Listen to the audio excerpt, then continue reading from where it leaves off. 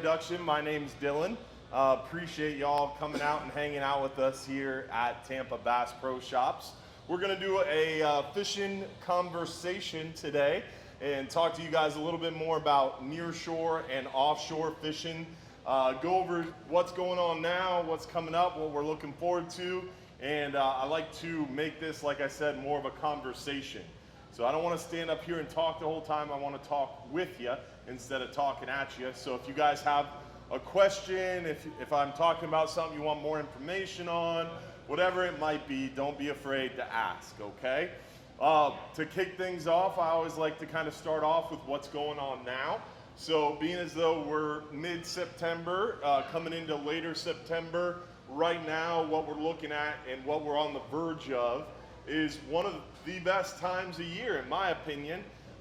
This is right on the doorstep of that fall transition, if you will. We don't necessarily have a fall in Florida, but in our Florida fishery, I consider it fall because what's going on now is the fish are transitioning for their warmer water, kind of summertime patterns to more of their wintertime or cooler water patterns. So this is a time of year where they call it a transition period where a lot of exciting things happen and some additional things happen. For example, this time of year is when that fall run begins for mackerel and kingfish.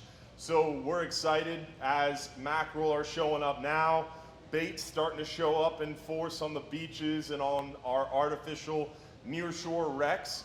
We've already got some mackerel in the area. We're already starting to catch mackerel trolling on the way out on our 5-hour trips, 39-hour trips, long-range trips.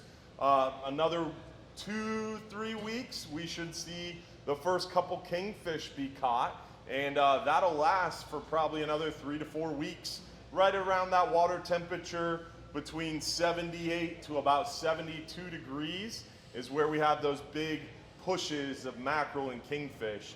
And right now that water temperature is still in the upper to mid 80s. So to see the mackerel this early is exciting. And I think it's a good omen of hopefully a really strong fall push for those mackerel and hopefully kingfish as well.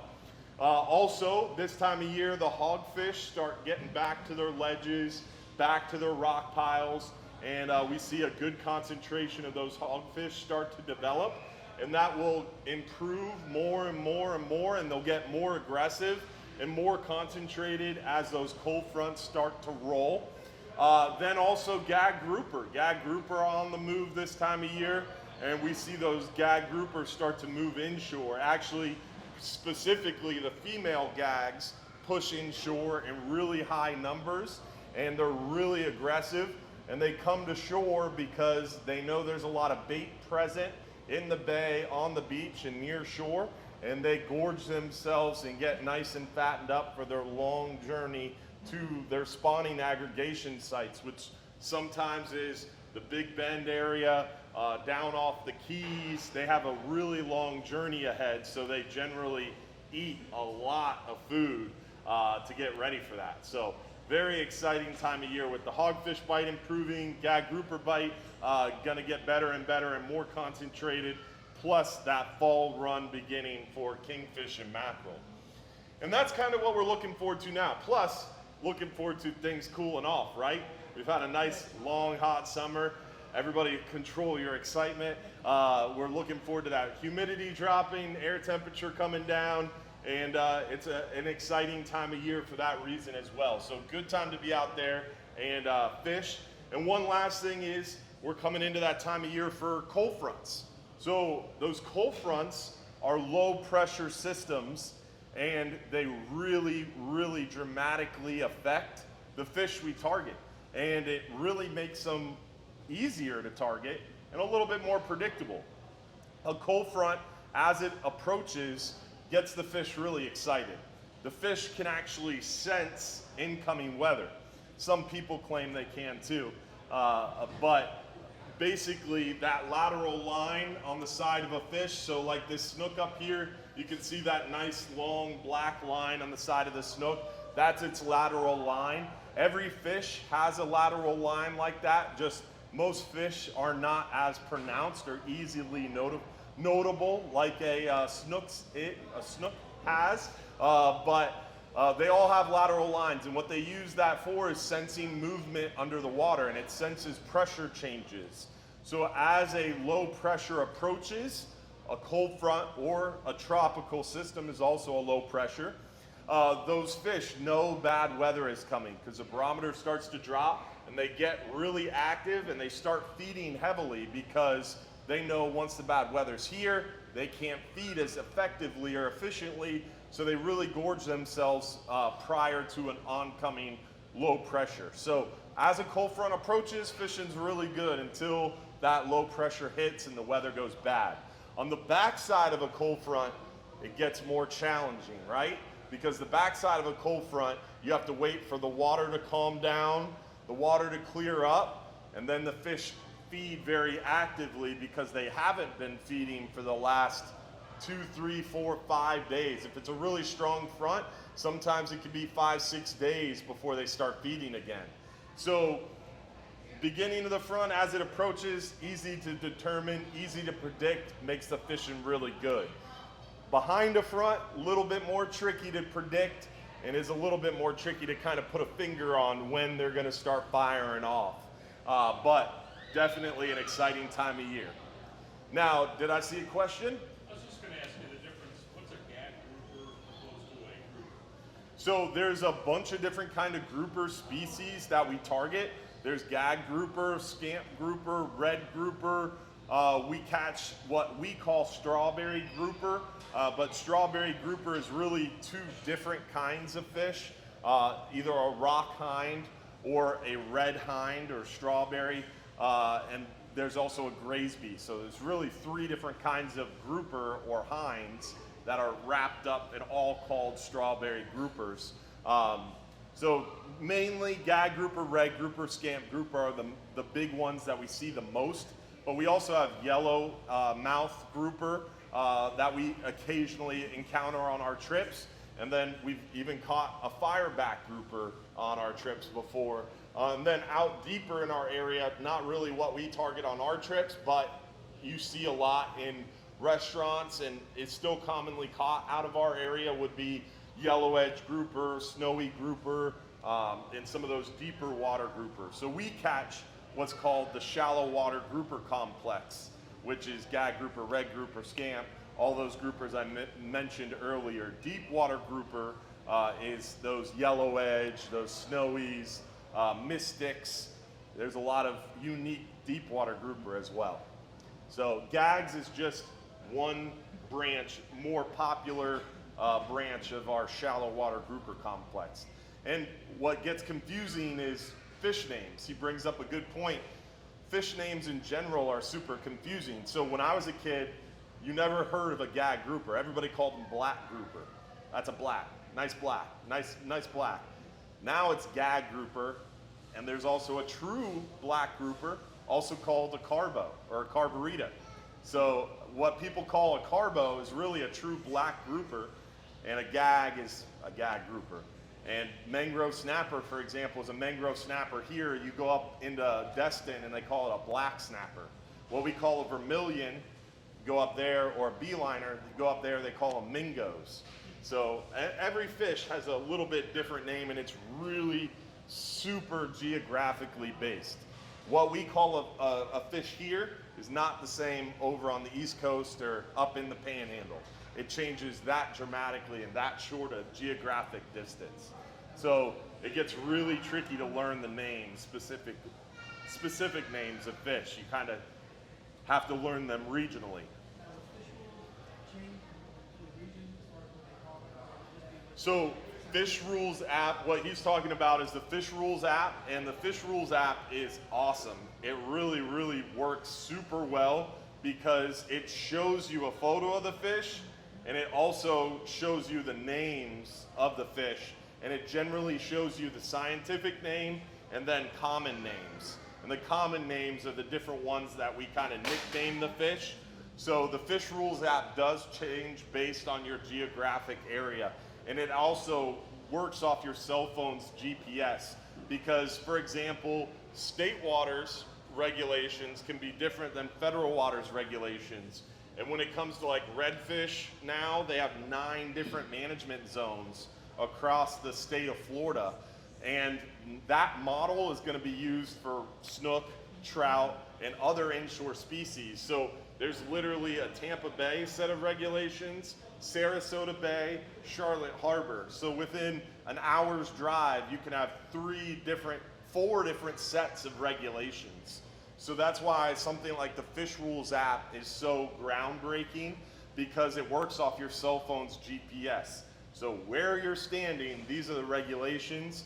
It makes it really, really easy, because everybody's like, you need a law degree to go fishing nowadays. And that was true until Fish Rules app really became popular and proliferated. And they actually have contracts with FWC, with the Gulf of Mexico Fishery Management Council. So when rules change, those staff members go in there and update the rules. So you could really rely on the Fish Rules app, as long as you're careful that the GPS is right.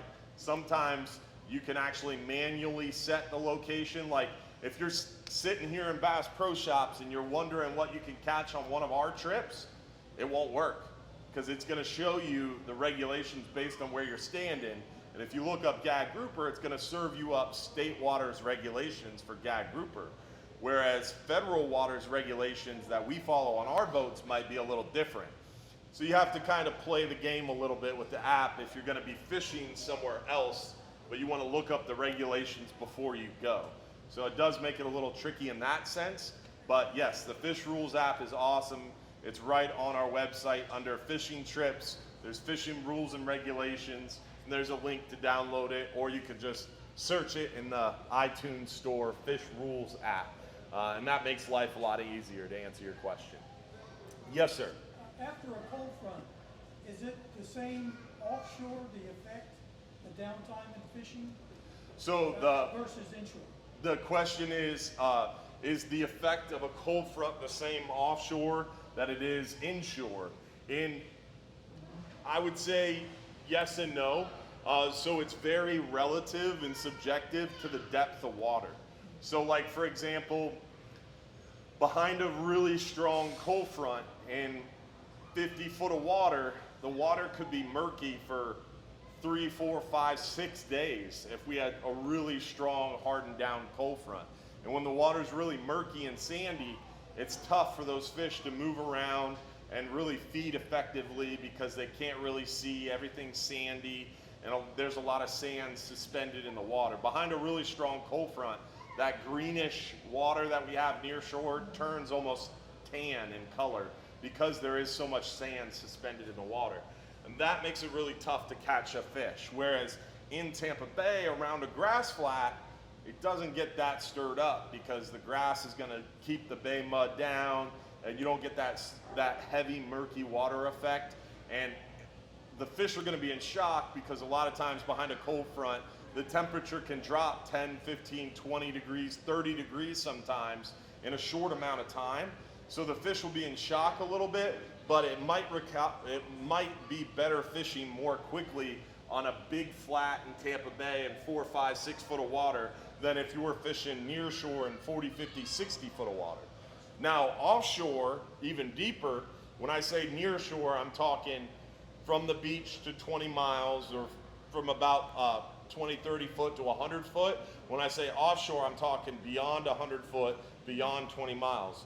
Offshore, beyond 100 foot, beyond 20 miles, 2 days behind a front, the fishing's back to almost really, really good levels, because it takes a really big wave in 100 foot of water to stir up the bottom.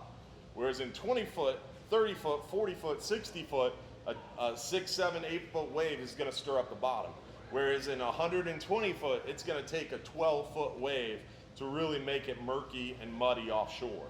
So it's all relative to the strength of the front and the depth of the water, to answer your question. Any other questions?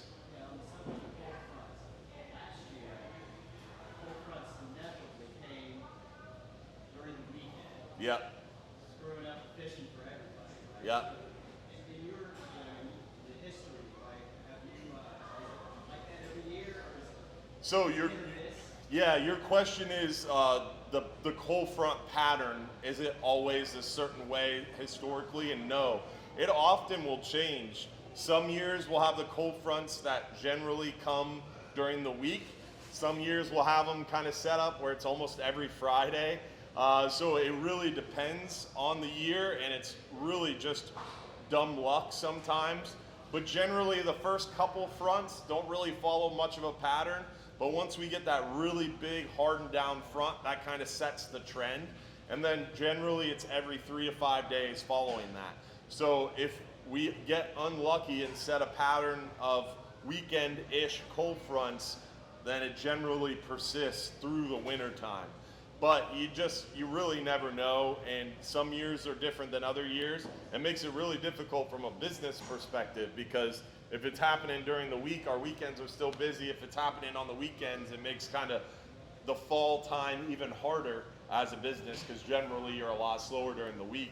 But between those fronts, the fishing is so good, and it really, if it sets up for that weekend front, it's worth trying to call your boss 2 weeks ahead of time and just try to plan a day to take off, because right before those fronts, it starts getting really good.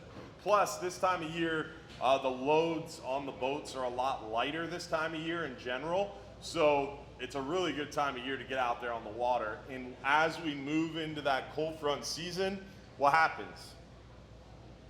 All our friends from the north start coming down, and we start to see a big influx in the number of people on the boats. This time of year is generally some of the lightest loads that we carry, so it's a really good time for locals to take advantage of it, because there's less people on the boat, more room to move around, and generally a good opportunity to take advantage of that early kind of fall transitional period. Whereas once we get into mid-October, it starts snowing a lot up north, we'll start to see that increase in the number of people out fishing again. And it's funny, you talk to some locals and they're like, it's too hot to go out in the boat right now, and they wait for it to cool down too. So we always kind of see an uptick around mid-October once it starts cooling off in the number of people on trips. And that kind of persists steadily until the holidays. You get those spikes, and then February 14th, Valentine's Day every year, it starts to spike really high into that spring break chaos. So right now is the time as a local that you could take advantage of super light loads. From the time the kids go back to school and the summertime rushes over until those cold fronts really start and the snow starts up north, that's your peak time as a local to take advantage of lighter loads and more room. And if you have your own boat, it's a good time to get out there on the water during the weekday, because there's hardly anybody out there. A lot more room to spread your wings and try to learn some new areas. Any other questions? Yeah. So pelagic fishing, as far as what do we catch pelagics on? Like the best setup to catch one? Generally, pelagic fishing wise for us, pelagics are more of a bycatch because we're bottom fishing. So the three main ways we'll catch pelagics while bottom fishing is trolling on the way out, flatlining, or sometimes you can catch them on a vertical jig. Really, there's 4 ways. Sometimes you'll catch them on a knocker rig. And then, all right, there's 5. Sometimes it's just dumb luck. You're dropping to bottom and they'll bite your bottom bait. And most of the time what happens, like on a recent 39-hour, one guy caught 2 blackfin tuna at night. And generally that comes from a little bit of dumb luck and just being off the bottom. So the boat was swinging real bad. It was a rougher weather trip, and this individual hadn't been out with us before, not super experienced offshore fishing. So when the boat's swinging, it's like you're drift fishing. You gotta constantly actively fish to make sure your bait's staying on the bottom. If you're just standing there holding your rod, as the boat swings, that bait comes off the bottom. So what was happening is the boat was swinging back and forth, and he's using a live pinfish, and he's catching blackfin tuna all night long. So a good product of not being on the bottom, not actively fishing properly, but you do sometimes have that bycatch, or you're just reeling up a bait Like on our half-day trips this time of year, you're using a little strip of squid, you reel it up real fast. A lot of times a mackerel will hit that on the way up, just like they're hitting a lure. So sometimes we catch those pelagics just by happenstance, but most of the time it's trolling, a flat lining, or vertical jigging with either a speed jig or a slow pitch jig. Flat lining is super important as we come into the fall, because not only do we have the kingfish and mackerel, but we generally see an increased number in other pelagics too, like cobia, sailfish, wahoo. We always have a chance for some mahi, you never know. And the tuna is pretty steady all year for a chance for those blackfin tuna. So a flat line is real important this time of year to make sure you have one out. And a flat line, what I mean by that is just when you're bottom fishing, have a rod cast out, fishing the surface or mid-column. If you're anchor fishing, sometimes you need a little balloon on it to bring it away from the boat, or a bobber. If you're drift fishing or you're swinging on the anchor, you don't even need a bobber. You just cast it out, and the current will keep it up on the surface or near the surface. And even if you don't have the right bait for it, just a dead thread fin a lot of times works well to get you plenty of good pelagic action. So, that answer your question? I saw another question over here. Anybody have a question? Yes, sir. So, one of the things that you talk about often is feeling the bite and grouper. Yep. We're pretty inexperienced on that. What does that grouper bite actually feel like? So really just feeling the bite in general is what you want to work on, especially as you're learning offshore fishing. So there's a few things that you want to really focus on when you start offshore fishing or bottom fishing in general, is making sure presentation is as important offshore and nearshore as it is inshore.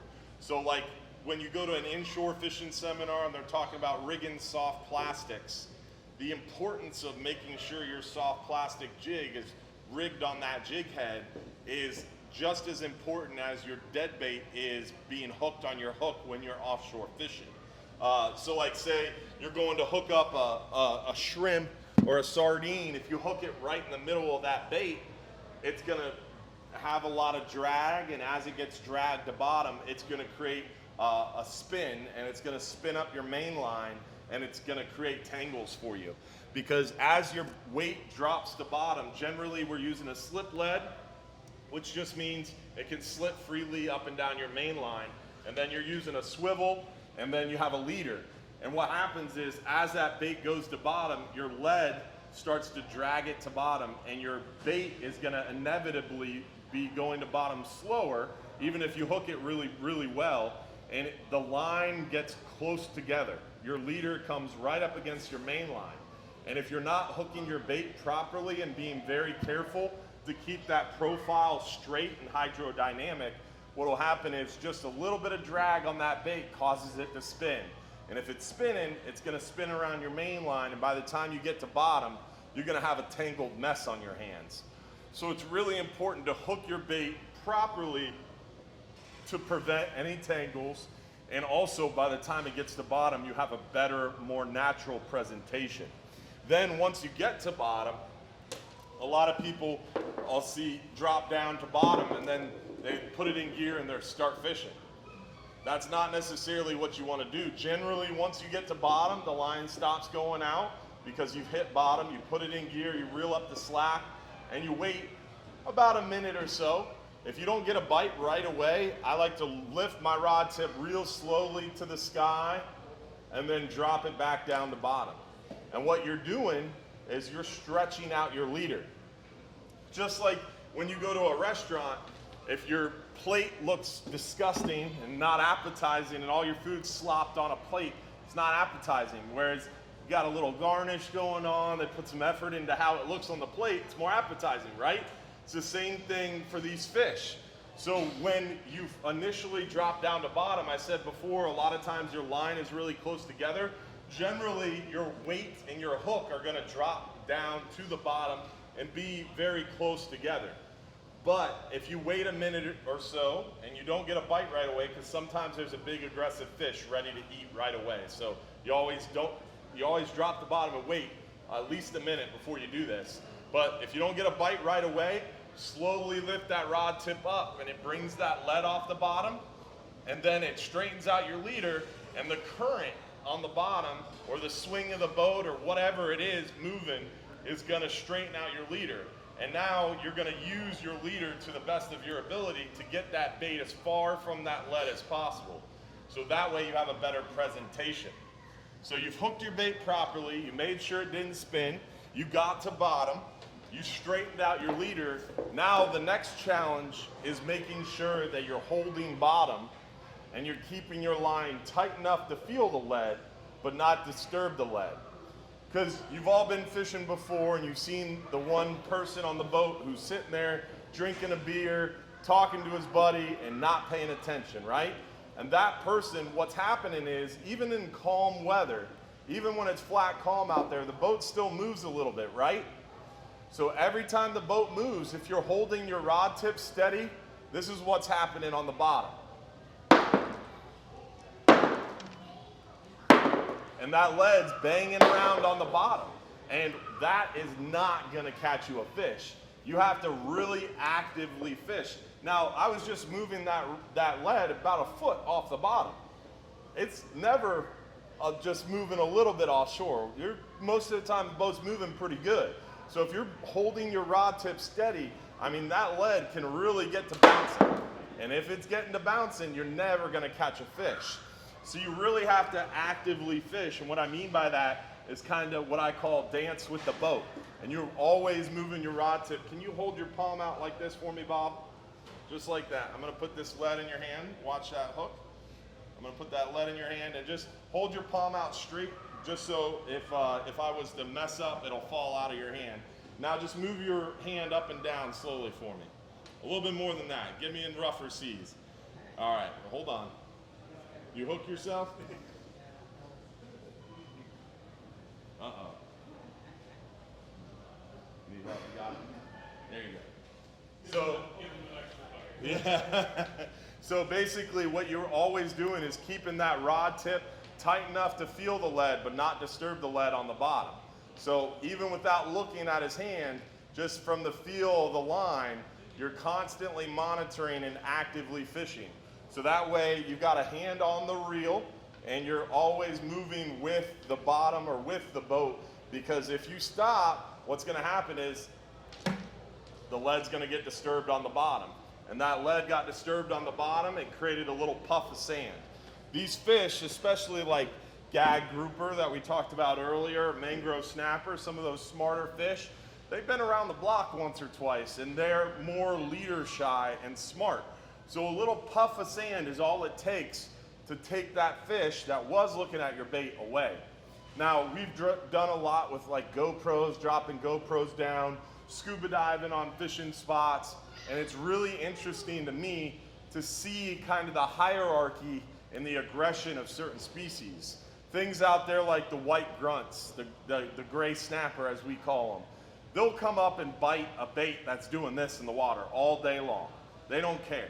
And you'll be able to catch those more aggressive fish like the porgies, the sand perch, the lizard fish, the white grunts, even if you're not really doing all that right. But in order to catch like a big quality fish, like a nicer grouper, a bigger snapper, you really have to more actively fish and actively hold bottom. And then learning the feel for the bottom, because you want to make sure that you can feel that your lead's on the bottom, and then also that you have bait. You should be able to get to a point where in 150 foot of water, lift your rod tip up, and you should feel the weight of the lead come off the bottom. And then even using a small thread fin, you should be able to feel the weight of the bait. And you can tell once you practice it enough and do it enough if you got bait or not in 150, 200 foot of water from learning the feel of the lead and feel of the bait. Once you get to that point, you're not gonna miss a bite. And then you can really dial into, all right, this is that. But as far as feeling the difference between this fish biting and that fish biting, is really tricky, because certain times of year, certain water temperatures, sometimes you won't feel a bite at all. Like in the summertime when the water's really flat, calm, and we have what I like to call the summertime doldrums. Sometimes they do what's called sitting on top of the bait, especially red grouper, super common, where you don't feel a bite, nothing's happening, the bite's kind of slow, and you go to lift up your rod tip real slowly, and all of a sudden you'll get hammered. And that's, the red grouper was just sitting on top of your bait, saving it for later. And then when you slowly lifted up your rod tip, that bait started to move, and he reacted to that bait moving. It was like, oh no, you're not getting away, I'm gonna eat it. So sometimes it differs. So to say what one feels like versus the other, it's hard to say. Generally, my rule of thumb, if you're fishing dead bait, if you feel anything, set the hook. Then throughout the day, you'll kind of narrow it down to what's going on that day. And sometimes you'll feel those little tiny nibbles that are happening really fast, and those are smaller fish, bait fish. And you can set the hook all day long and you're not gonna really hook them. So when that's happening to you, what you wanna do is just slowly lift up your rod tip and slowly drop it back down to bottom. Because where there's bait fish, there's bigger fish. And generally, like I said before, those white grunts and those other fish are more aggressive.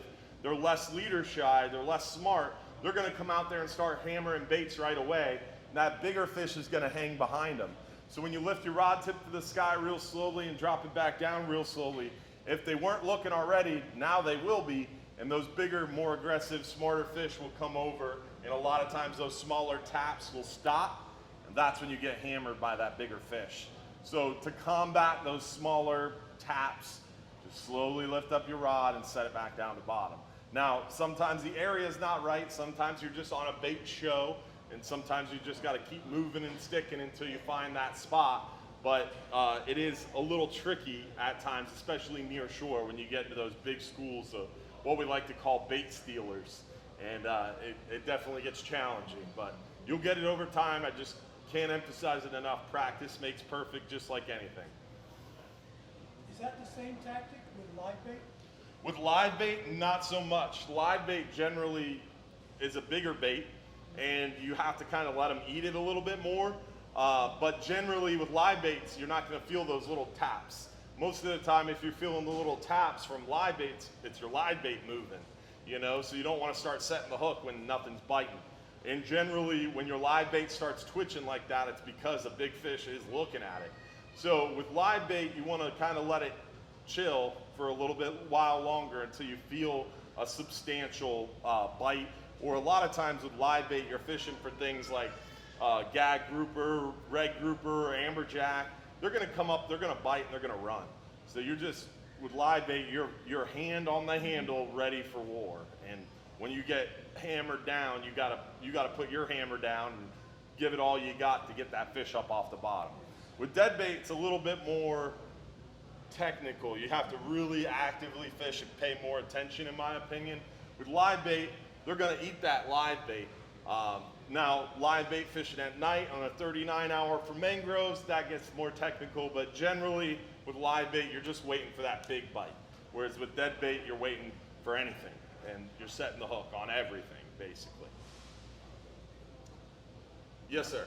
So, you talk about the ways to hook bait on dead bait. Yeah. Typically, on your trips, you go squid, threadfin. What's the best way to hook those on? What's the best way? So with squid, for me, on our trips, generally, we're cutting squid up for the whole boat early in the morning, trying to go as quick as we can.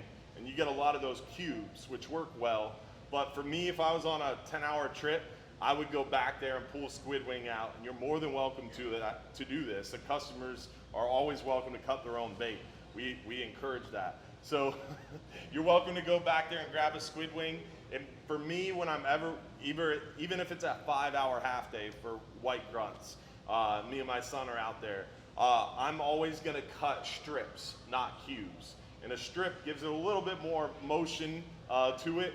And I like about maybe an 1.5 to 2 inch strip that's like a 1/4 inch wide. A nice long skinny strip, and not too thick. Sometimes those squid wings, there'll be sections of it where it's 2 inches thick. You can actually cut it down the middle and kind of slice it thinner. So like almost half-inch wide, or excuse me, quarter-inch wide, quarter-inch tall, about a 1.5, 2-inch long. I'm weird. I'll be back there in the bait thing looking for the right size wing to cut up. And it really does make a difference in my mind when you're fishing squid wings to find that right size portion to cut. And then hook it at one end. Generally, especially with squid wings, there'll be a fatter end and a skinnier end. Obviously, I want that skinnier end floating out in the tide, so I'm gonna hook it as close to the fat end as possible, so you're in one side. Whether you're using shrimp, sardines, threadfins, any bait at all, you always want to be in one side or the other, never the middle. Now, sometimes like with a live pinfish, you hook them just above the anal fin. That's not on one end or the other, is it? When you do that, that bait's gonna spin. So if you're fishing a dock and there's heavy current, you would never hook a bait like that. If you're drift fishing, you never hook a bait like that. If you're anchor fishing, the bite's slow, that's when I'll hook it just above the anal fin, but then you have to drop that pinfish to bottom super slowly. If you just let it go to bottom, he's gonna spin, he's gonna tangle you up, and he's probably gonna be dead by the time he hits bottom. Drowned, dragged from the back down to the bottom. Always up underneath the jaw and out the top of the face is how I hook them. Unless the bite is slow, we're anchor fishing, we're not swinging bad, then I'll drop an anal fin hooked one just above the anal fin, but you gotta drop it super slowly to bottom to prevent that tangling. What's the best way with thread? Threadfin is generally, if I'm fishing for like grouper, I'll just cut the tail off. You always cut the tail off. Threadfin, cigar minnow, sardine, whatever. If you're using dead bait, always cut the tail, because the tail is gonna cause that bait to spin on the way to bottom. So always cut the tail, and generally right through the eyeballs with a single hook rig for grouper. If I'm fishing for mangrove snapper, I cut the tail, cut the head, and then I put a double snell rig in there. And my first hook goes in towards the fatter end of the bait. My second hook, that's closer to my lead, the top hook, if you will, that's closer to my lead, goes in on the skinnier side. So that way, that skinnier side of that bait is pointed at my lead. Because remember, the lead's always gonna be the thing dragging you to bottom. So think about that when you're hooking your bait. You always want the skinnier side of the bait pointed at the lead. That way it's hydrodynamic as it's going to bottom. Good question. Your question? Now, as far as hitting the bottom, if you're drifting, do you recommend the tip or reel it in slack? So his question was, when you're drifting, trying to hold bottom. When you're drift fishing, you always hold bottom. What a lot of people try to do when you're drift fishing is hold bottom too well. So generally when you're drift fishing, what you would want to do to hold bottom is you drop down to start. I'm going to be drifting this way. So I'm on the side of the boat where my line's going out away from the boat. So what I call the down drift side. So I drop down to bottom. Good afternoon. Interested in becoming a Bass Pro Shops Club member? Apply to be a Bass Pro Shops Club member, and upon approval of your Club Master card, receive $20 in club points that is redeemable today. Just for applying, you will receive a free Bass Pro Shop Club hat. Please see any outfitter for details or stop by the club booth located in the front of the store. And as always, thank you for shopping at Bass Pro Shops. So let's say, again, I'm dropping down to bottom, the boat's drifting that way, I'm on the downdrift side. So you drop down, and inevitably what's gonna happen is as the boat starts to drift, that lead's gonna start dragging on the bottom. And you're gonna get hung in the bottom, or it's gonna drag on the bottom, create puffs of sand, and you're never gonna get a bite, from a good quality fish at least. So, whenever I'm drifting, I drop down to the bottom, and I keep my rod tip super artificially high on purpose, way higher than I normally would, because this gives me the flexibility to, as the boat drifts, I just slowly lower the rod tip. Again, keeping my lead tight enough to feel the lead, but not disturb the lead on the bottom. So then I get to a point where I can't lower my rod tip anymore, or that lead's gonna start picking up off the bottom. All I do is put it in free spool, bring my rod tip back up to the sky, and I can drift some more without disturbing my lead. And then once I get too far, what we call scoped out, when the angle of the line gets too great, That's when I just reel it up and reset. And that's drift fishing. Whereas the opposite, where you're drifting towards the lead, that's a situation in where you really want to learn how to cast. That's going to be your best friend. If you're on the uptide side, this is where I want to be, is on the uptide side, because I know how to cast.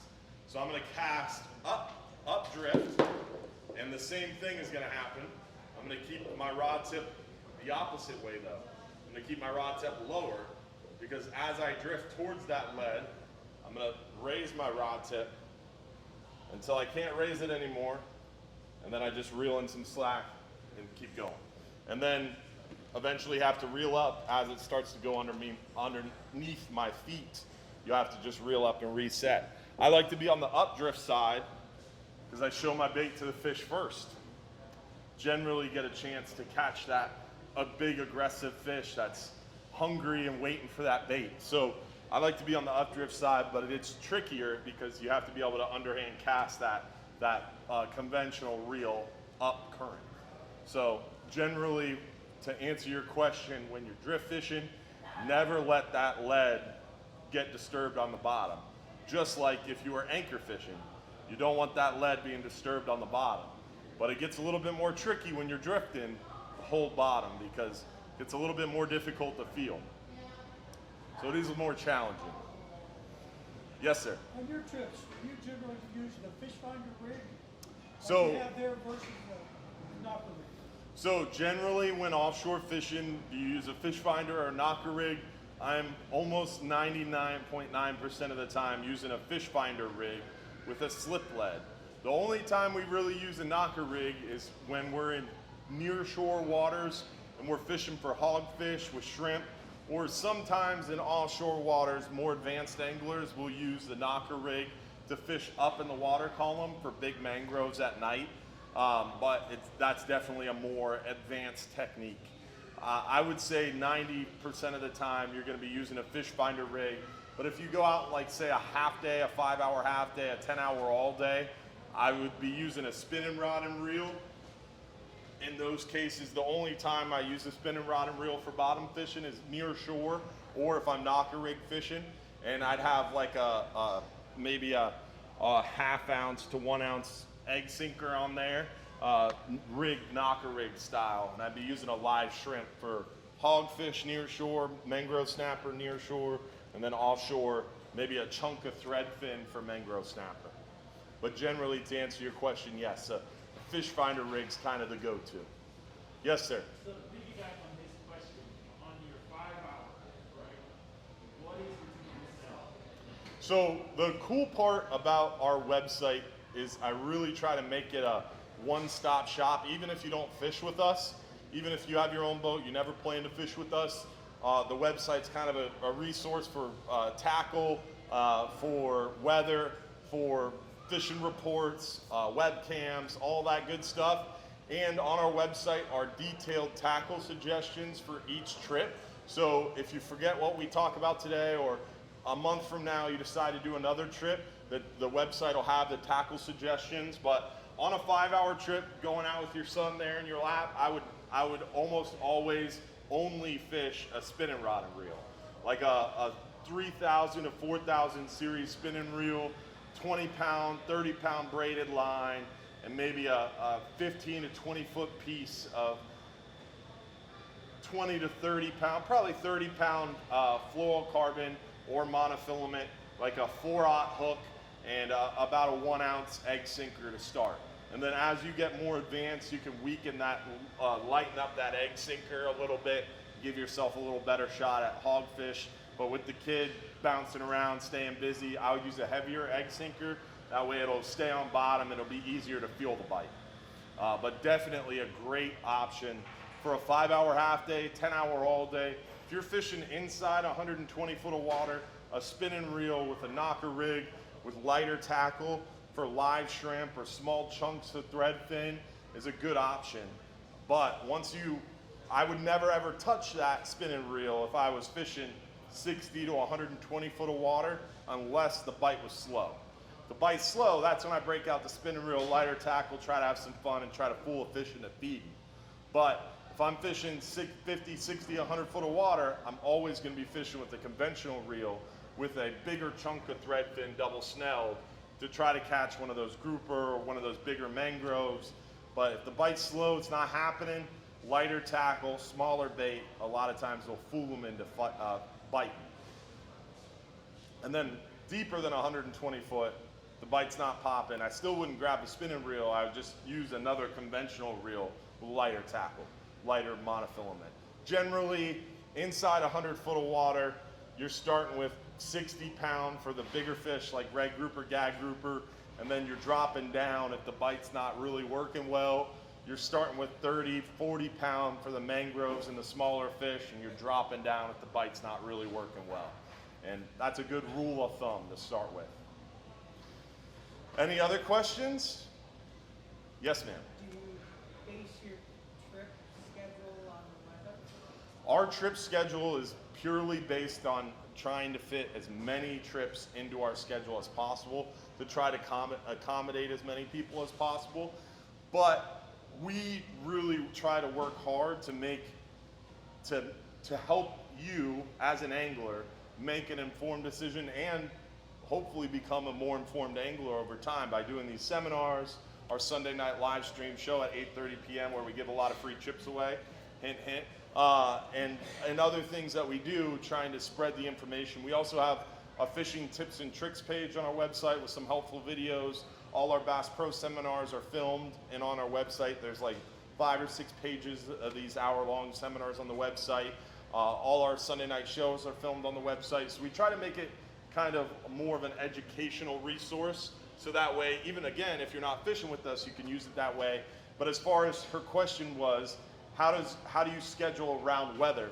We really don't, because if it's safe and it's not a question of safety concern, we're gonna go as long as we have customers that are willing and informed and who wanna go.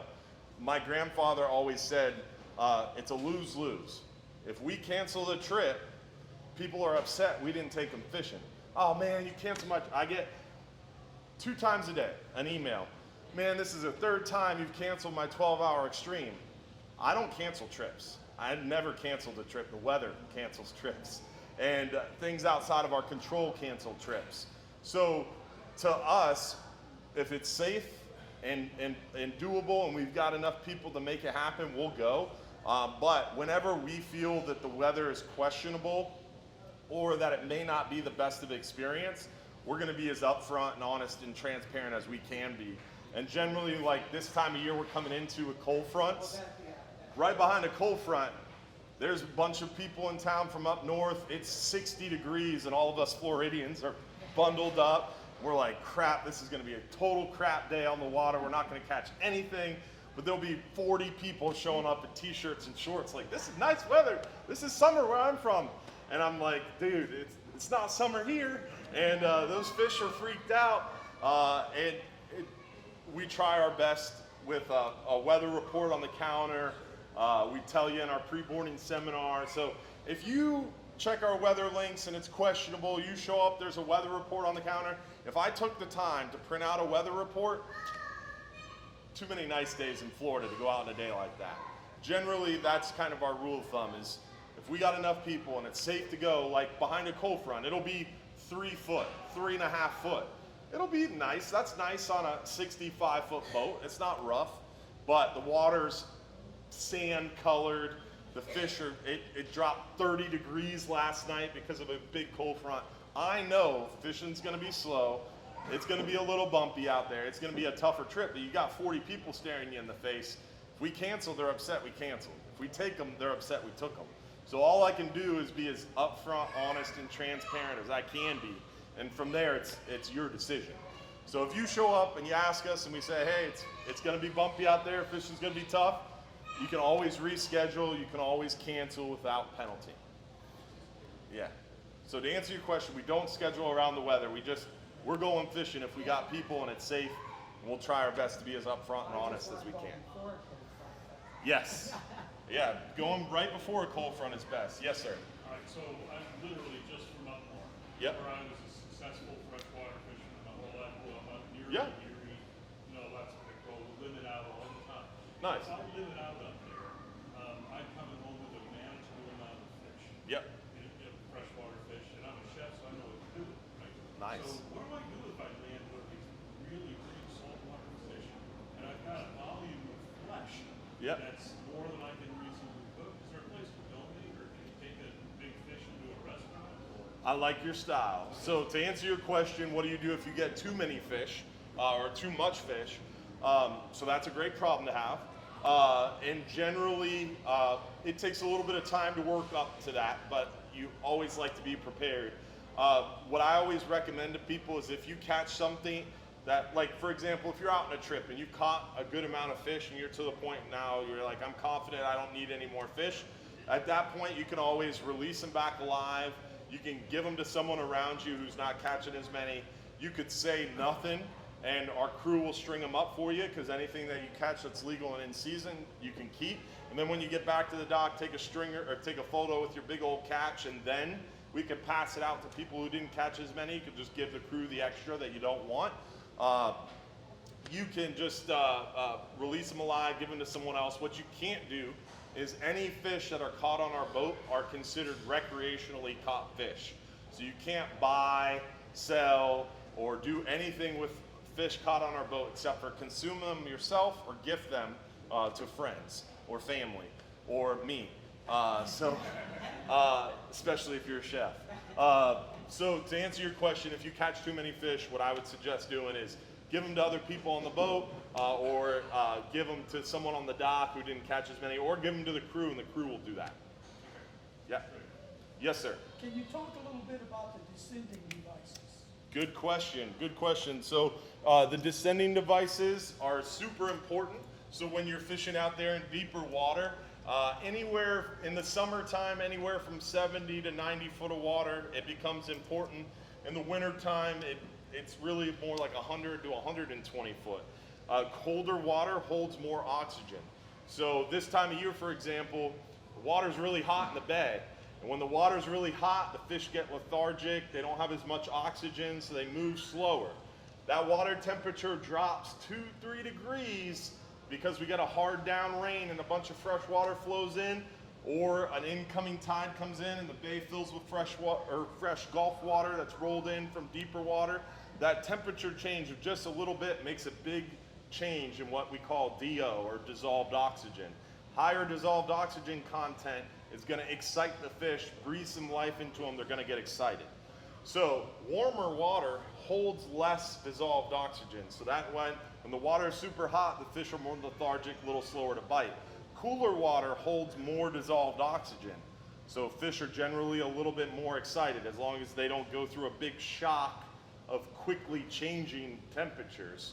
So like behind a cold front, water is going to be colder, right? But if the water temperature changed 5 degrees overnight, that's too much, too fast, they go into a little bit of shock. To answer your question though, we encounter what's called barotrauma when we're offshore fishing.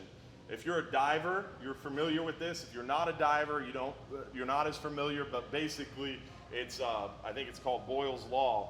And what happens is a volume of gas under pressure at the bottom expands exponentially as it goes to the surface. Every 33 feet, you're under 14.7 pounds of pressure at sea level. Every 33 feet, that doubles, or not doubles, but adds an atmosphere of pressure.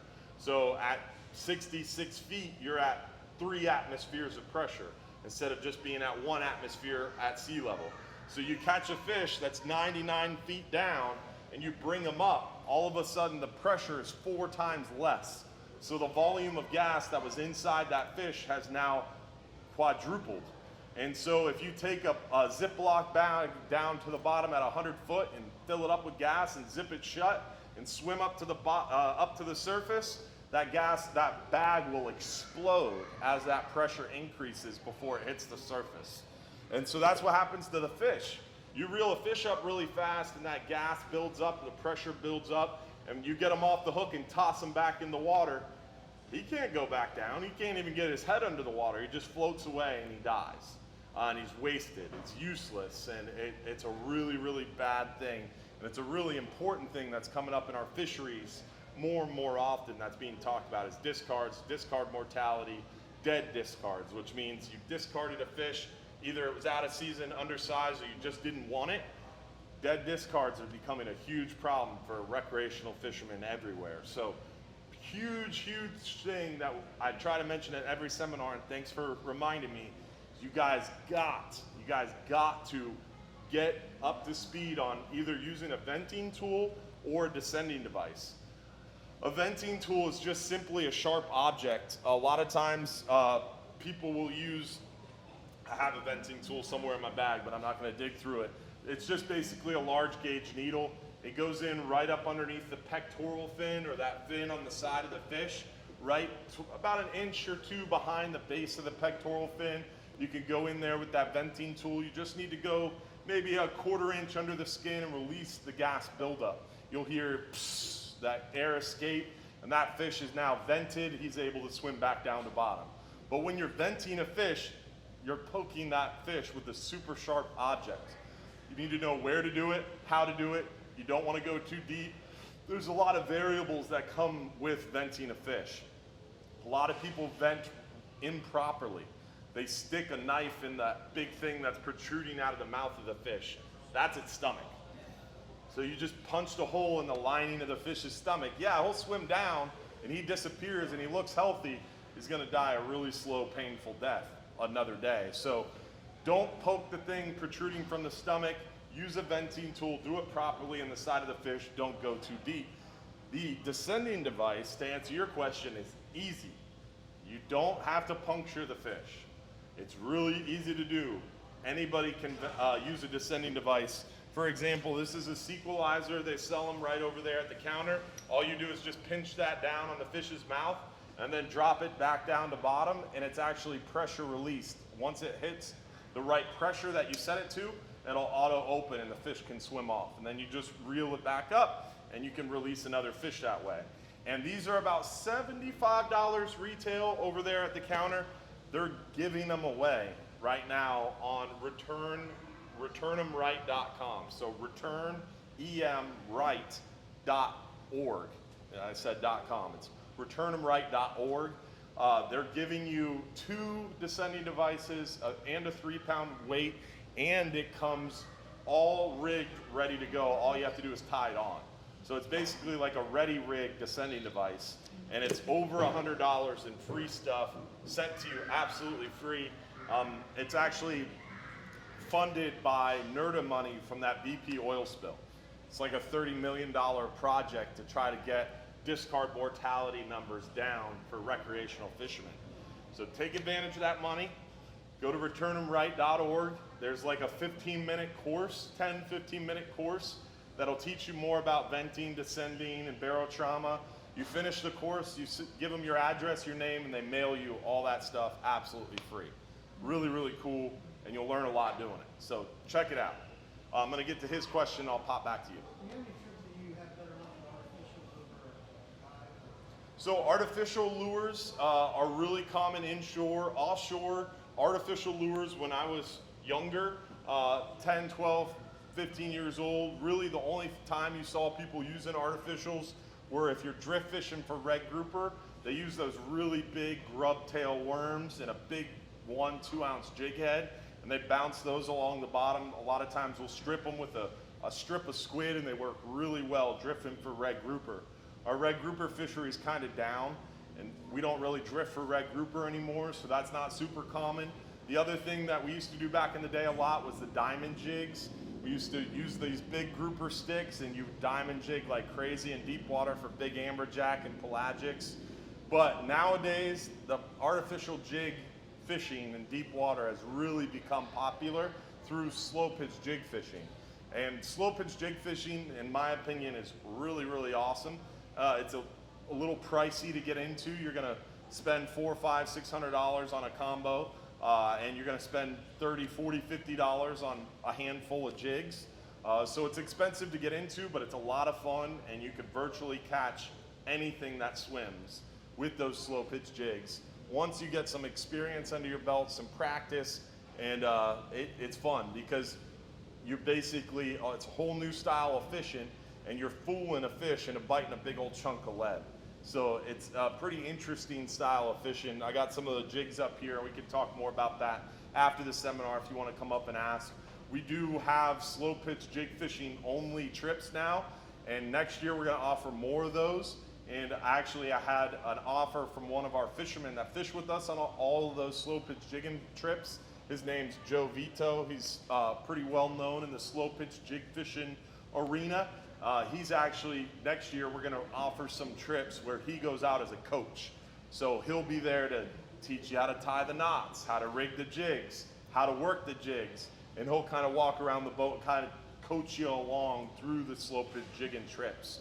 So next year we'll have slow pitch jigging trips for advanced anglers, and then we'll have some slow pitch jigging trips for beginners next year, which I think is a really cool idea, and it'll kind of give people a chance to go out there and get your feet wet and try it. And right now in our shop, we have the slow pitch jigging rods, the reels, the jigs, all the stuff you need to get started. And if you want to try to get into it for a lower cost, you can get out of there for $300-400 bucks. But if you want to go for gusto, it gets expensive quick. Trust me. I didn't even mean to, and I spent like $6 grand. It's crazy. It's very addicting. It's very addicting. It's a lot of fun. You'll love it. It's really cool. One last question. One last question. It's Yep. the chef thing in me again. So Yep. Are there any practices on the boat, on the water, bringing a fish in that could ruin its flesh for the purposes of eating? I like your style. So, very focused on the eating side of things. I like this guy. So, there's one practice that isn't used a lot that should be used more, and that's Icky Jimmy. It's like IKKEJIMMI. You can, or it might be IKEJIMI. I don't know how to spell it. You can just start typing it into Google. It'll figure it out what you want. But that is something that I've seen used that works really well. And it basically, they do it on like wicked tuna, and it basically spikes the brain and gets that fish dispatched quickly, so you're lowering cortisol levels in the meat. And then there's also one where you like run a wire up the spine to more quickly get rid of the bloodline, that kind of thing. There's kids out there, so I'm trying to be less graphic, but bleeding the fish is always a good idea. Getting it as cold as possible, as quick as possible. What I see that can ruin meat sometimes is someone will catch a fish and then they don't say anything, or they kick it underneath the bench and we don't necessarily see it right away if it's kind of covered up. So if it doesn't make it in the ice box right away, that can get a little bit more soft and not as good quality. But 9 out of 10 times, especially coming from freshwater, you're gonna catch one of these fish, you're gonna fall in love. They're really, really good eating. And, but bleeding them is not something we do on the boats really commonly, but you can always ask, or you can always walk back there and bleed them yourself once they're in the fish box. We don't bleed them when you catch them. Don't bring a fish in and bleed it and put it on the deck, because then as we carry it back, it's gonna make a big mess everywhere. So you can bleed your fish, but you gotta wait until they're in the fish box. And yeah, I would say bleeding them, using that Icky Jimmy method would be a cool thing to try.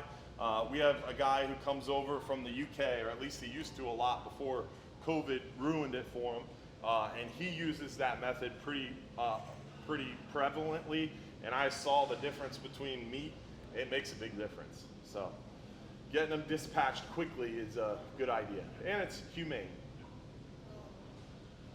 With that, we are out. Do you have a question? What's your go-to knot? Go-to knot, so really easy one. So if I'm double snelling, you have to use a snell knot.